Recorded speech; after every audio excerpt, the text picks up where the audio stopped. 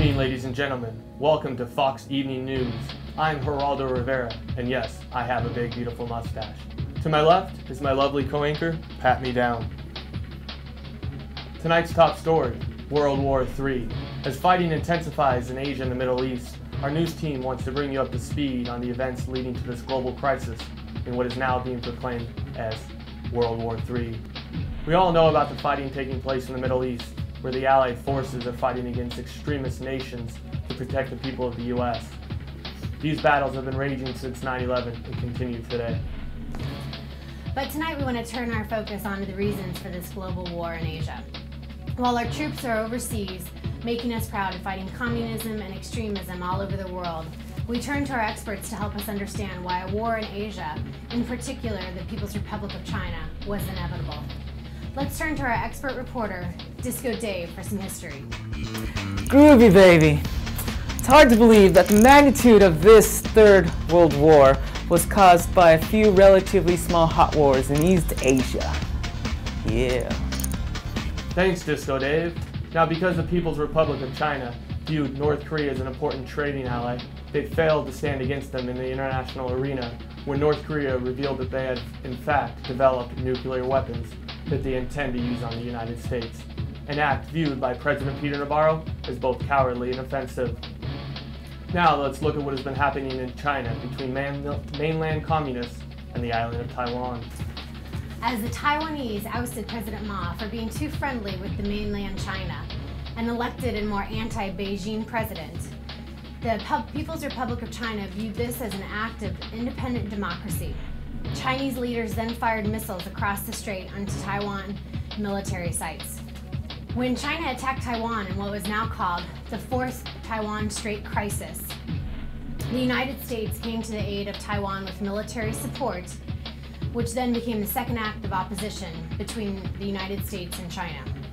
Because the US obviously sided with Taiwan in another one of these China hot wars, military intelligence detected that China was attempting to shoot down our military satellites and our passenger spacecraft in another act of war.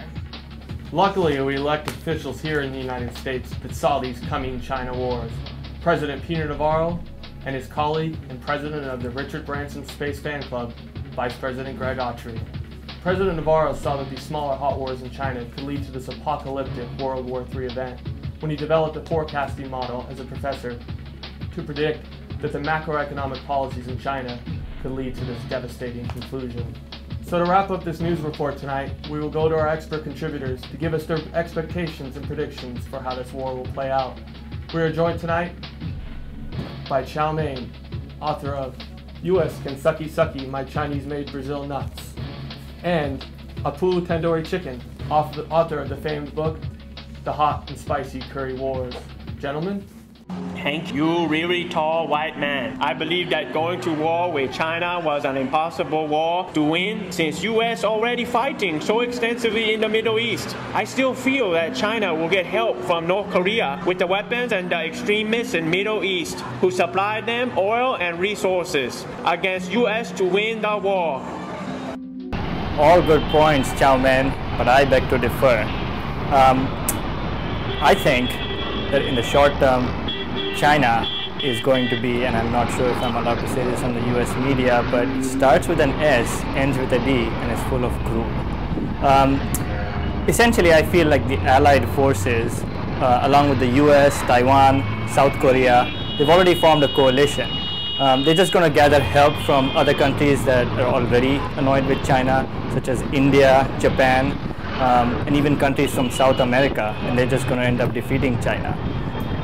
We all know that essentially bad government policies by China, their stubbornness to keep their currency pegged, as well as the huge trade surpluses, essentially were drivers for the Third World War. So if all these allied countries got together and just decided to halt trade with China, I mean, they're just going to cripple their economy, and the country is just going to go in a downward spiral. So besides, the military strength of all these allied forces is far greater than China, and in my opinion, the only way that China is going to go is down. I guess barring like a nuclear disaster, everything looks bright and sunny, especially for India. back to the studio while I go back to eating my chicken tikka masala. Yes, bare hands. It's amazing how these hot wars can really heat up and lead to such destruction. Well, that's it for tonight from us from Fox News Desk. Thanks for watching, and remember, your job and your life just might depend on it. Yes, that is right. For Geraldo Rivera and my big beautiful mustache, and my co-anchor Pat Me Down, remember, when studying economics, think about it too. Your jobs, your businesses, and your lives just might depend on it. Thanks for watching, and have a good night. That's a wrap.